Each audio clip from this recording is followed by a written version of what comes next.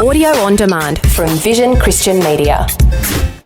Foundations. You know, Luke 6:45 says this: a good person produces good things from the store of the good in his heart, while an evil person produces evil things from the store of evil in his heart. For the mouth speaks what overflows from the heart. Foundations. Understanding the Jewish foundations of our Christian faith. With Robbo Robinson and Mandy Warby. We're going to talk today about having a kosher mouth. Mm-hmm. Now, obviously, normally when you think of the word kosher, you think of food. Yeah. But we're not talking about food today. We're going to talk about what comes out of our mouths, not what goes in. It's interesting, the word kosher and originally actually did, I think it would be several hundred years ago, I think, when it actually started to be used regularly by Jewish people. It was always used in connection with meat in particular. But then over time, the word kosher gets used a lot for pretty much everything. The word kosher itself means pure, clean, proper, lawful. And when you're talking about having a kosher mouth, when I was doing this study, I spent most of my time shaking my head. Woe is me! I'm such a woeful person. It was very challenging, so you have to kind of brace yourself a little bit. Yeah. We actually tend to think that we're pretty good, but geez, we're not. We're really not, you know. Proverbs 18:20-21 says, "The fruit of a man's mouth, his stomach will be satisfied. He'll be satisfied with the product of his lips. Death and life are in the power of the tongue, and those who love it will eat its fruit." Now, that most people tend to focus on the last line in that verse and then try to make it about so many other things. It's actually not about other things. It's about what comes out of our mouth and whether it's poisonous, whether it's negative, or whether it's critical. It's all about how we speak, whether what's coming out of our mouth is not kosher, which means it's unpure, unclean, improper, and unlawful. So ugly words are very much the norm these days. I mean, you know, sometimes I'm appalled when I watch newscasts, when I see people demonstrating, the way our law enforcement is spoken of, the way people speak about our political leaders, like them or not, that's irrelevant. The way they're in a position of authority, they're in a position of power, and whether we like them or not, whether we voted for them or not, or agree with them or not, we're not supposed to speak to them like they're the dirt below our feet. Yeah. And that's just the cultural norm these days. People just speak terribly, saying the most appalling things about people. And James 3:5, I mean, everybody would know this one. It's where the tongue is described as being a tiny, tiny, tiny little part of our bodies that has huge boasting, and that that little tiny part of our bodies can set a whole forest on fire, cause so much trouble. And, you know, it goes on to say that, you know, man has been able to tame the beasts of the earth, but he can't even tame his own tongue. It's a really dangerous part of our bodies. Yeah, it is. It's terrible. But it would be very nice if we could leave a room and know with absolute certainty that nobody was going to talk about us behind our backs.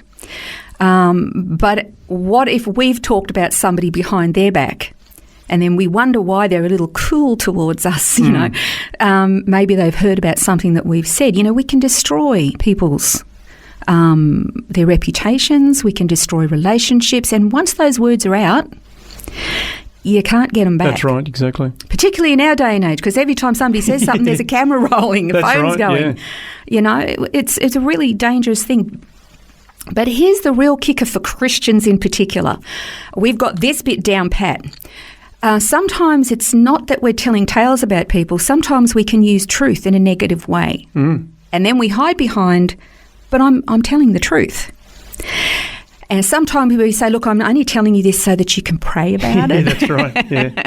And that's very unkosher. Yeah, that's right. That's a very Christianese way to put it. I can't remember, was it Keith Green or one of the songwriters from years ago used the phrase, pray your friend in the back. and I can't think who it was. It was a lyric of a song anyway, but you've prayed them in the back, and that's effectively what you're doing. You're stabbing them in the back, but you're couching it as being, we need to pray for John because he's struggling with X, Y, Z. Yeah, and here's the thing: if you do want to pray for John because he's struggling with X, Y, Z, then do it by yourself. Pray for John for X, Y, Z. If you really think that he needs more prayer, then sure, say pray for John. He's struggling a little bit. You don't have to go into details that's right, because God already knows them. Yeah. People don't need to know those details. So some of the terminology or some of the things that we say, it's some examples, because examples are good, because sometimes we hide behind the fact that we don't have any examples, so we keep doing it. But let's just the Hebrew word. We know we talked about a couple of episodes ago, a couple of programs ago, about having an evil eye. Well, now I want to tell you about an evil tongue, and the Hebrew term for that is lashon hara.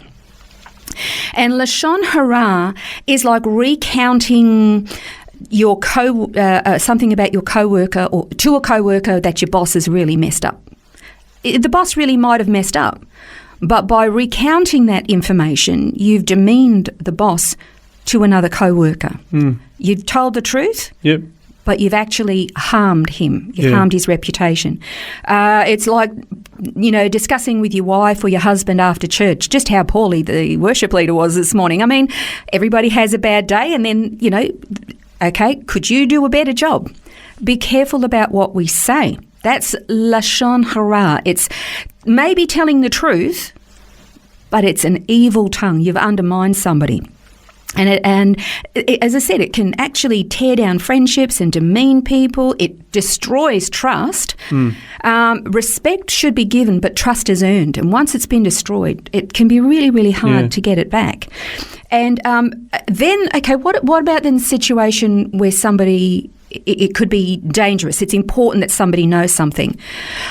Well, that's when it's important to only tell somebody who, one, genuinely cares, two, is absolutely categorically trustworthy, and who can actually do something about it. Yeah. And don't say anything to anybody else. You keep that to yourself. That would be the only time to talk about something negative about somebody.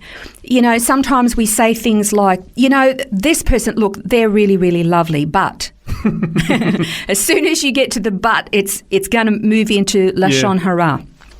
Now, I want to tell a quick story because we've got to wrap up, but I want to tell a quick story, and it's a Jewish story, and it's about this man in a little village who was a habitual gossip. He caused trouble all the time, but he wanted to change his way. So he goes and knocks on the rabbi's door, and he said, look, I'm really, really sorry. I'm trying not to do it anymore. What can I do to make amends? And the rabbi thinks for a bit. He strokes his beard. He says, look, I want you to go home, get a pillow, and come back. And the guy goes, all right, well, that's an easy way to solve. I don't understand, but hey, if that's what it takes, I'll do it. Comes back with a pillow, and the rabbi says, okay, I want you to cut it open. So he cuts open the pillow, and the wind starts, and there's feathers are going everywhere. And the rabbi says, now I want you to go and collect every feather, and I want you to put them all back in. They've gone over houses and into fields. And the guy goes, that's impossible. I couldn't possibly get them all back. And he said, that's the problem with your words. Once they're out, you can't get them back, and the damage is already done. Now, we know that we can get forgiveness from God, but the damage has been done when we open our mouths. You can't get them back. Now, it might mean confession. It might mean apologies to some people. It might mean going to the people you've already gossiped to and rectifying things and say, look, I was out of line and that person is not that bad, or, I had no right to say that. It may mean that, but the lesson learned is that we should never open our mouth. The media is always telling gossip, and then it says it's the public's right to know. Yeah, that's Do you know right. in 90% of those instances, I have no right to know. Yeah. And they're destroying people's lives. And once they go onto a new story, the person's life is still wrecked. Luke 6:45 says this: a good person produces good things from the store of the good in his heart, while an evil person produces evil things from the store of evil in his heart. For the mouth speaks what overflows from the heart. The point is, what comes out of your mouth is reflecting either you've got a good heart or an evil heart. So it's really incumbent upon us to keep our mouths closed or say things that are going to be kosher, pure things, clean things, proper things, lawful things. By that way, we're walking in the dust of our rabbi. Some opportunity for us to reflect today, I think, and decide whether our mouth is kosher. On the next program, we're going to be taking a closer look at fearing God and whether that's really what He wants from us. This has been Foundations, a look at the Jewish foundations of our Christian faith. For study notes, resources and more, see vision.org.au/foundations. Thanks for taking time to listen to this audio on demand from Vision Christian Media. To find out more about us, go to vision.org.au.